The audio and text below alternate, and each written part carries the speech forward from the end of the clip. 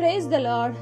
ಕರ್ತನಲ್ಲಿ ಪ್ರಿಯ ದೇವ ಜನರೇ, ನಿಮ್ಮೆಲ್ಲರಿಗೂ ನಮ್ಮ ರಕ್ಷಕನಾದ ಯೇಸು ಕ್ರಿಸ್ತನ ಹೆಸರಿನಲ್ಲಿ ವಂದನೆ ಹಾಗೂ ಈ ದಿನದ ವಾಕ್ಯ ಧ್ಯಾನಕ್ಕಾಗಿ ಸ್ವಾಗತ. ಪ್ರಾರ್ಥನೆ ಮಾಡಿಕೊಳ್ಳೋಣ. ಪರಿಶುದ್ಧನಾದ ಪರಲೋಕದ ತಂದೆಯೇ, ಸರ್ವ ಸೃಷ್ಟಿಕರ್ತನೆ, ನಮ್ಮ ರಕ್ಷಕನಾದ ಯೇಸು ಕ್ರಿಸ್ತನ ತಂದೆಯು ದೇವರು ಆಗಿರುವಾತನೇ, ನಿಮ್ಮ ಪರಿಶುದ್ಧ ನಾಮಕ್ಕೆ ಸ್ತೋತ್ರವಾಗಲಿ. ಅಪ್ಪ, ಈ ದಿನದ ವಾಕ್ಯ ಧ್ಯಾನದಲ್ಲಿ ನೀವು ತಾನೇ ನಮ್ಮ ಜೊತೆಯಲ್ಲಿದ್ದು ನಿಮ್ಮ ಪರಿಶುದ್ಧಾತ್ಮನ ಮೂಲಕ ನಮ್ಮೆಲ್ಲರ ಹೃದಯಗಳನ್ನು ತೆರೆದು ನಮ್ಮೊಟ್ಟಿಗೆ ಮಾತನಾಡಿ ನಿಮ್ಮ ಚಿತ್ತದಂತೆ ನಮ್ಮನ್ನು ನಡೆಸಬೇಕಾಗಿ ಯೇಸುವಿನ ಹೆಸರಿನಲ್ಲಿ ಬೇಡಿ ಹೊಂದಿದ್ದೇವೆ ನಮ್ಮ ತಂದೆಯೇ, ಆಮೆನ್.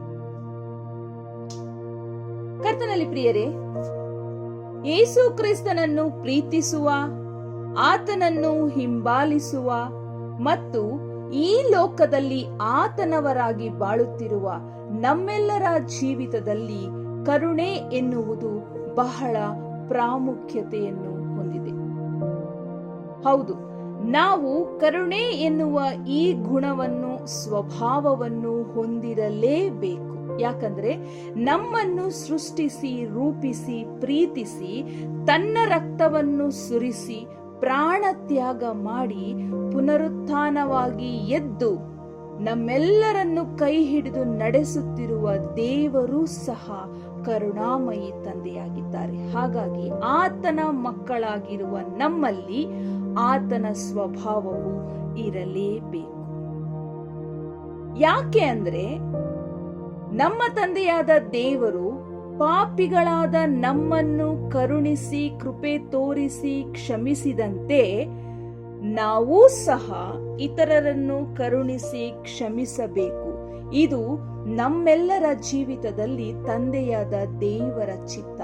ಆತನ ಮಕ್ಕಳಾಗಿರುವ ನಾವು ಆತನಂತೆಯೇ ಕರುಣೆಯ ಸ್ವಭಾವವನ್ನು ಹೊಂದಿ ಇತರರನ್ನು ಕ್ಷಮಿಸುತ್ತಾ ನಮ್ಮಲ್ಲಿ ಆತನನ್ನು ತೋರ್ಪಡಿಸಬೇಕೆಂಬುದೇ ಆತನ ಚಿತ್ತವಾಗಿದೆ. ಯಾಕೋಬನ ಪತ್ರಿಕೆ 2ನೇ ಅಧ್ಯಾಯ 13ನೇ ವಚನದಲ್ಲಿ ಈ ರೀತಿಯಾಗಿ ಬರೆಯಲ್ಪಟ್ಟಿದೆ: ಕರುಣೆ ತೋರಿಸದೇ ಇರುವವನಿಗೆ ನ್ಯಾಯ ತೀರ್ಮಾನದಲ್ಲಿ ಕರುಣೆಯು ತೋರಿಸಲ್ಪಡುವುದಿಲ್ಲ. ಕರುಣೆಯು ನ್ಯಾಯ ತೀರ್ಮಾನವನ್ನು ಗೆದ್ದು ಹಿಗ್ಗುತ್ತದೆ. ಹೇಗೆ? ನ್ಯಾಯ ತೀರ್ಮಾನವನ್ನು ಕರುಣೆ ಗೆದ್ದು ಹಿಗ್ಗುತ್ತದೆ. ಪ್ರಿಯರೇ, ನಮ್ಮೆಲ್ಲರ ಜೀವಿತದಲ್ಲಿ, ಅಂದ್ರೆ ನಾವು ಈ ಲೋಕದಲ್ಲಿ ಜೀವಿಸುವಾಗ ನಮ್ಮ ಜೀವಿತ ಅಷ್ಟು ಸುಲಭವಾಗಿರುವುದಿಲ್ಲ. ಅನೇಕ ಬಾರಿ ನಾವು ಮಾಡದೇ ಇರುವಂತಹ ತಪ್ಪುಗಳಿಗೆ ಹೆಚ್ಚಾಗಿ ನಾವು ನೋವು, ಅವಮಾನ ಅನುಭವಿಸಬೇಕಾಗುತ್ತೆ. ಇನ್ನು ಕೆಲವು ಸಂದರ್ಭದಲ್ಲಿ ಮಾಡಿರೋ ತಪ್ಪಿಗೇನೆ ಅನೇಕ ಜನರು ಚುಚ್ಚಿ ಮಾತಾಡ್ತಿರ್ತಾರೆ. ಆದ್ರೆ ಬೈಬಲ್ ಅಲ್ಲಿ ಬರ್ದಿದೆ, ನೀನು ತಪ್ಪು ಮಾಡಿ ಗುದ್ದು ತಿನ್ನುವುದರಲ್ಲೇನು ಪ್ರಯೋಜನ, ಆದ್ರೆ ತಪ್ಪು ಮಾಡದಿರನೆ ನೀನು ಆ ವಿಷಯಕ್ಕಾಗಿ ನೋವು ತಿಂತಾ ಇದ್ರೆ ದೇವರು ಇದನ್ನ ನೋಡ್ತಾರೆ ಅಂತ ತಿಳ್ಕೊಂಡು ನೀನು ದೇವರ ಮೇಲೆ ಭಾರ ಹಾಕಿ ಸಹಿಸಿಕೊಳ್ಳೋದಾದ್ರೆ ಅದು ದೇವರ ದೃಷ್ಟಿಯಲ್ಲಿ ಮೆಚ್ಚುಗೆಯಾದದ್ದು ಅಂತ ವಾಕ್ಯದಲ್ಲಿ ಬರೆಯಲ್ಪಟ್ಟಿದೆ. ಹಾಗಾಗಿ ನಾವು ಏನೋ ತಪ್ಪು ಮಾಡದೇ ಇದ್ರೂನು ಕೆಲವರು ನಮ್ಮ ಮೇಲೆ ತಪ್ಪು ಆರೋಪ ಮಾಡಿ ನಮ್ಮ ಮನಸ್ಸು ನೋಯೋ ಹಾಗೆ ಚುಚ್ಚಿ ಮಾತಾಡ್ತಿರ್ತಾರೆ. ಎಷ್ಟೋ ಅವಮಾನಗಳು ನಾವು ಎದುರಿಸಬೇಕಾಗುತ್ತೆ.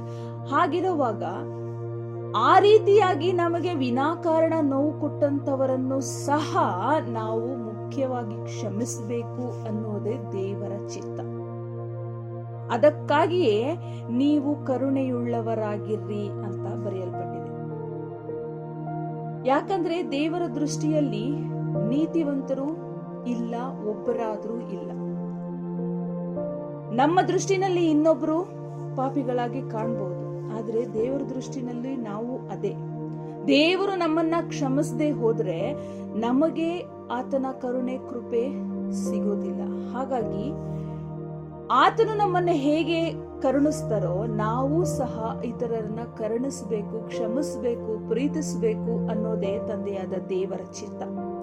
ಹೇಗೆ ಪಾಪಿಗಳಾದ ನಮ್ಮನ್ನು ಆತನು ಕ್ಷಮಿಸಿ, ಕೃಪೆ ತೋರಿಸಿ, ಕರುಣೆ ತೋರಿಸಿ ಆತನ ಮಕ್ಕಳಾಗಿ ನಮ್ಮನ್ನ ಸ್ವೀಕರಿಸಿದಾರೋ ಅದೇ ರೀತಿಯಲ್ಲಿ ನಾವು ಇತರರನ್ನ ಕ್ಷಮಿಸುವಾಗ ನಮ್ಮ ಜೀವಿತದಲ್ಲಿ ನಾವು ಮಾಡಿರುವ ಇತರ ಅನೇಕ ತಪ್ಪುಗಳನ್ನು ಸಹ ದೇವರು ಕ್ಷಮಿಸ್ತಾರೆ. ಯಾಕಂದ್ರೆ ನೋಡ್ರಿ, ಈ ಪ್ರಪಂಚದಲ್ಲಿ ಅನೇಕರು ಬಲಿಷ್ಠರು, ಬಲವಂತರು ಇರಬಹುದು, ಅಥವಾ ಬಲಹೀನರು ಇರಬಹುದು, ಇದ್ದಾರೆ ಕೂಡ. ಆದ್ರೆ ಎಷ್ಟೇ ಬಲವಂತರಾದ್ರೂ ಬಲಹೀನರಾದ್ರೂ ಅವರನ್ನ ಅವ್ರು ಕಾಪಾಡ್ಕೊಳ್ಳಕ್ಕೂ ಆಗೋದಿಲ್ಲ, ಇತರರನ್ನ ಕಾಪಾಡೋದಕ್ಕೂ ಆಗೋದಿಲ್ಲ. ಅಂದ್ರೆ ನರಕಕ್ಕೆ ಹೋಗೋದನ್ನ ತಪ್ಪಿಸೋದಕ್ಕೆ ಸಾಧ್ಯ ಇಲ್ಲ. ಆ ಒಂದು ಶಕ್ತಿ ಇರೋದು ದೇವರಿಗೆ ಮಾತ್ರ. ಹಾಗಾಗಿ ದೇವರ ಚಿತ್ತಕ್ಕೆ ನಾವು ತಲೆಬಾಗಿ ಈ ಲೋಕದಲ್ಲಿ ಆತನು ಹೇಳಿದಂತೆ ನಡೆದರೆ ನಾಳೆ ದಿನ ಆತನು ನಮ್ಮನ್ನು, ನರಕ ಪಾತ್ರರಾದ ನಮ್ಮನ್ನು ನರಕದಿಂದ ತಪ್ಪಿಸಿ ಕಾಪಾಡಲು ಶಕ್ತರಾಗಿದ್ದಾರೆ. ಹಾಗೆ ನಾವು ಇಲ್ಲಿ ಇತರರಿಗೆ ಕರುಣೆ ತೋರಿಸಿ ಅವರನ್ನ ಕ್ಷಮಿಸಿದಾಗ ದೇವರು ನಮ್ಮ ತಪ್ಪುಗಳನ್ನು ಸಹಿತ ಕ್ಷಮಿಸಿ ನಮಗೆ ಕರುಣೆ, ಕೃಪೆ ತೋರಿಸ್ತಾರೆ. ಮತ್ತಾಯನು ಬರೆದ ಸುವಾರ್ತೆ 18ನೇ ಅಧ್ಯಾಯ 35ನೇ ವಚನದಲ್ಲಿ ಈ ರೀತಿಯಾಗಿ ಬರೆಯಲ್ಪಟ್ಟಿದೆ, ನಿಮ್ಮಲ್ಲಿ ಪ್ರತಿಯೊಬ್ಬನು ತನ್ನ ಸಹೋದರನಿಗೆ ಮನಃಪೂರ್ವಕವಾಗಿ ಕ್ಷಮಿಸದೆ ಹೋದರೆ ಪರಲೋಕದಲ್ಲಿರುವ ನನ್ನ ತಂದೆಯೂ ನಿಮಗೆ ಹಾಗೆಯೇ ಮಾಡುವನು ಅಂದನು. ಪ್ರಿಯರೇ, ಇದಕ್ಕೆ ಆಧಾರವಾಗಿ ಮತ್ತಾಯನು ಬರೆದ ಸುವಾರ್ತೆ 18ನೇ ಅಧ್ಯಾಯ 21ನೇ ವಚನದಿಂದ 34ನೇ ವಚನದವರೆಗೂ ನಾವು ನೋಡೋದಾದ್ರೆ ಪರಲೋಕ ರಾಜ್ಯದ ಕುರಿತು ಯೇಸು ಸ್ವಾಮಿ ಹೇಳಿದಂತಹ ಸಾಮ್ಯದಲ್ಲಿ ಬಹಳ ಸ್ಪಷ್ಟವಾಗಿ ತಿಳಿಸಲ್ಪಟ್ಟಿದೆ. ನಾವು ಇತರರನ್ನ ಕ್ಷಮಿಸಿದಾಗ ಮಾತ್ರ ದೇವರು ನಮ್ಮ ತಪ್ಪುಗಳನ್ನ ಕ್ಷಮಿಸ್ತಾರೆ. ನಾವು ಇತರರ ತಪ್ಪುಗಳನ್ನ ಎಷ್ಟರ ಮಟ್ಟಿಗೆ ಕ್ಷಮಿಸ್ತೀವೋ ಅಷ್ಟೇ ಕ್ಷಮೆನೆ ದೇವರಿಂದ ನಮಗೆ ಸಿಗುತ್ತೆ. ಇದನ್ನ ಬಹಳ ಸ್ಪಷ್ಟವಾಗಿ ವಾಕ್ಯದಲ್ಲಿ ದೇವರು ಮೊದಲೇ ಬರೆಸಿದ್ದಾರೆ. ಹಾಗಾಗಿ ನಾವು ಮನಃಪೂರ್ವಕವಾಗಿ ಇತರರ ತಪ್ಪುಗಳನ್ನ ಕ್ಷಮಿಸಿದರೆ ತಂದೆಯಾದ ದೇವರು ಸಹಿತ ಮನಃಪೂರ್ವಕವಾಗಿ ನಮ್ಮ ಪಾಪಗಳನ್ನು ಸಹ ಕ್ಷಮಿಸಿ ನಮ್ಮನ್ನು ರಕ್ಷಿಸುತ್ತಾರೆ. ಜ್ಞಾನೋಕ್ತಿಗಳ 21ನೇ ಅಧ್ಯಾಯ 13ನೇ ವಚನದಲ್ಲಿ ಈ ರೀತಿಯಾಗಿ ಬರೆಯಲ್ಪಟ್ಟಿದೆ, ಬಡವನ ಮೊರೆಗೆ ಕಿವಿ ಮುಚ್ಚಿಕೊಳ್ಳುವವನು ತಾನೇ ಮೊರೆ ಇಡುವಾಗ ಯಾರು ಉತ್ತರ ಕೊಡರು.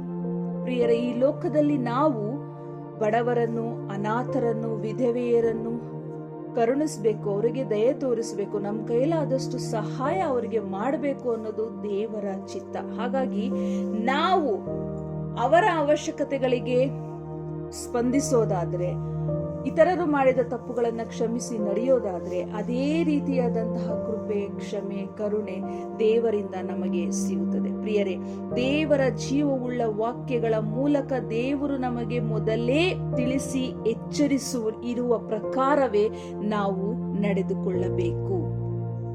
ಹೇಗೆ? ಬಡವರಿಗೆ, ದಿಕ್ಕಿಲ್ಲದವರಿಗೆ, ಅನಾಥರಿಗೆ, ವಿಧವೆಯರಿಗೆ ನಾವು ದಯೆ ತೋರಿಸಬೇಕು, ನಮ್ಮ ಕೈಲಾದಷ್ಟು ಸಹಾಯ ಮಾಡಬೇಕು. ಅವರಿಂದ ಯಾವುದನ್ನು ನಾವು ದೋಚಿಕೊಳ್ಳಬಾರದು, ಅವರಿಗೆ ನಾವು ಮೋಸ ಮಾಡಬಾರದು. ಆ ರೀತಿ ಏನಾದರೂ ಆದ್ರೆ ದೇವರಿಂದ ನಮಗೆ ಶಿಕ್ಷೆ ಖಂಡಿತ.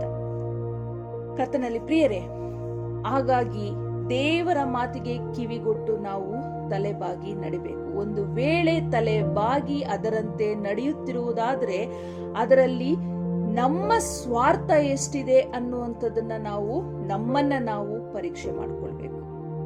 ದೇವರ ಚಿತ್ತಕ್ಕೆ ನಾವು ತಲೆಬಾಗಿ ಬಡವರಿಗೆ, ದಿಕ್ಕಿಲ್ಲದವರಿಗೆ, ಅನಾಥರಿಗೆ, ವಿಧವೆಯರಿಗೆ ನಾವು ಕರುಣೆ ತೋರಿಸ್ತಾ ಇದೀವಿ, ದಯೆ ತೋರಿಸ್ತಾ ಇದೀವಿ ಅಂದ್ರೆ ಅದರಲ್ಲಿ ನಮ್ಮ ಸ್ವಾರ್ಥ ಏನಾದ್ರೂ ಇದೆಯಾ? ಅಥವಾ ದೇವರ ಚಿತ್ತಕ್ಕೆ ನಾವು ಮನಃಪೂರ್ವಕವಾಗಿ ತಲೆಬಾಗಿನೇ ಅವರಿಂದ ಏನನ್ನು ಬಯಸ್ದಿರನೆ ನಾವು ಸಹಾಯ ಮಾಡ್ತಿದ್ದೀವ? ಇದನ್ನ ಸಹಿತ ನಮ್ಮನ್ನ ನಾವು ಪರೀಕ್ಷೆ ಮಾಡಿ ತಿಳ್ಕೊಳ್ಬೇಕು.